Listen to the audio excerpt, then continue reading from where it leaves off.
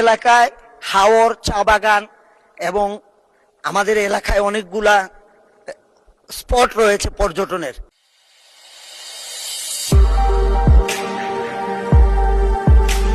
যেমন হামহাম, বাইকা বিল, মাধবপুর লেক এবং হামহাম জলপ্রপাত, বাইকা বিল, লাউয়াছড়া। অনেকগুলা আমাদের এলাকায় 29 জাতির বসবাস। তাদের সংস্কৃতি, তাদের ভাষা সম্পূর্ণ আলাদা। আমরা তাদের ভাষা এবং সংস্কৃতিকে সংরক্ষণ করা আমাদের উচিত। আমার এলাকায় পর্যটনের সুবিধার জন্য একটি পর্যটন ট্রেন চালু করলে খুবই ভালো হয়।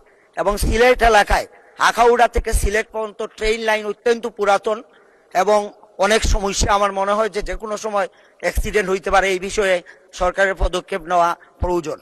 আমার পর্যটন এলাকার জন্য আমি একটি মাস্টার প্ল্যান চাই, যাতে আমাদের এই এলাকায় যেহেতু বিভিন্ন জাতিগোষ্ঠী, মণিপুরি, খাসিয়া, ত্রিপুরা, অনেক ধরনের জাতির বসবাস, 29 জাতির বসবাস। তাদেরকে দেখার জন্য অনেকেই এটাকে বিদেশিদের অনেক আকৃষ্ট এই এলাকায়। তো সেই জন্য আমি এই এলাকায় পর্যটনের একটি মাস্টার প্ল্যান চাই। আমার এলাকা শমশনগরে একটি যুদ্ধ বিধ্বস্ত বিমান ঘাঁটি আছে। আমরা এই বিমানকে পুনরায় চালু করার জন্য আমি পর্যটন মন্ত্রীর কাছে আকুল আহ্বান জানাই। সম্মানিত মাননীয় স্পিকার,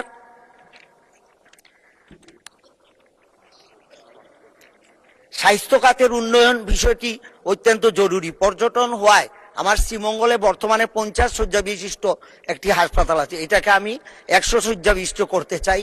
এবং কমলগঞ্জেও একটি 50 শয্যা বিশিষ্ট আছে। এখানে আমরা 100 শয্যা বিশিষ্ট হাসপাতালে উন্নীত করলে এলাকার মানুষের অনেক উপকার হবে।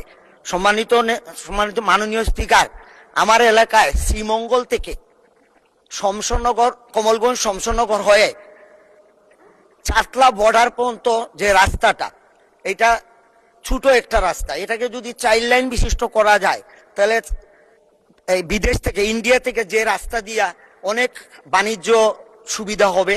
এই জন্য আমি এই রাস্তাকে 4 লাইনে উন্নীতকরণের জন্য আশা পোষণ করছি।